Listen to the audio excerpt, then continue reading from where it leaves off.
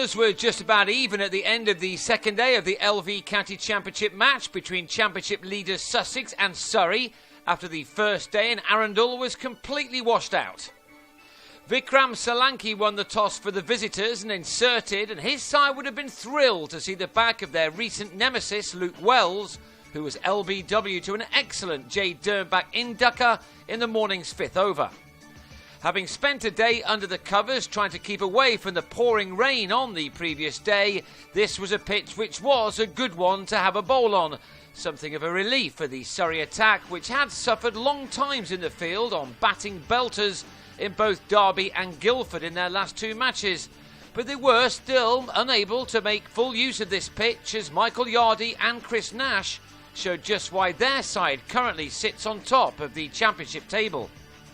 The pitch, though, may have had a say in the dismissal of Nash, who, on 32, drove at a ball from Tim Linley, which possibly got stuck in the wicket a tad and was caught by Solanki in the covers. In spite of that, it was still Sussex who had the better of the first half of this day.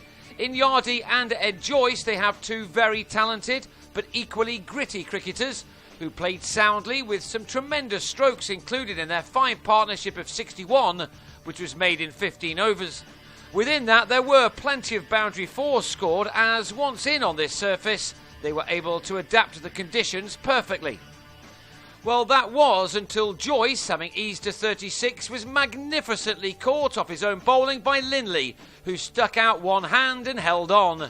He likes to celebrate a wicket, does Linley, and on this occasion he certainly deserved to.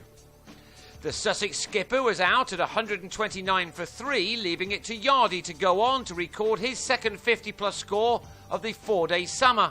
He reached this one off 86 balls with his ninth four, and there was much to admire in this knock, which was keeping his side ahead of their opponents, who need a day where they dominate to really resurrect their season.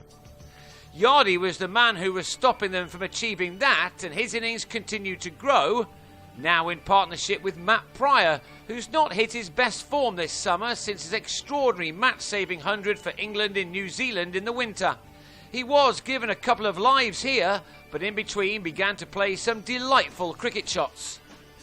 But it was Surrey who enjoyed a good spell once they finally got shot of Yardy, who on 69, made in nearly 3.5 hours, was leg before to Xander de Bruyne. 176 for 4 then became 205 for 5 as Gary Wilson read Prior's paddle perfectly to grab a catch behind the keeper off Zafar Ansari. Prior had to go for 38, an innings which had occupied the crease for nearly 2 hours. Ben Brown didn't last that long though. In the next over he was out, with Dernbach delivering another fine ball which clearly proved to be too good for the batsman. Those 3 quick wickets had restored parity in this contest, but Surrey were now faced with the figure of Luke Wright, who came into this match on the back of 2 memorable innings which had seen his side draw their last match at Lord's with Middlesex. Wright again looked in splendid touch as he and Chris Jordan added an important 59 runs for the 7th wicket, the talented all-rounder adding another 41 to the 77 and 187 he made last week at the home of cricket. The second new ball did for him, however. A drive off Chris Tremlett was edged, with Ricky Ponting claiming the catch above his head at the second attempt. Ponting was also the man to take the catch to remove Steve McGoffin, Linley with his deserved 3rd wicket on a good day for him. Tremlett then trapped James Anion in front in the next over as the Sussex tail failed to wag. Elise Jordan was able to make 41, including this 4, before he also fell to Linley, who finished with figures of 4 for 68, as Sussex were dismissed shortly before the close for 295. Rory Burns and Aaron Haranath then survived a tough 4 overs before stumps were drawn. They scored just a solitary run in that time, which means that their first innings really gets underway on the 3rd day of this contest. They'll begin it trailing by 294 runs.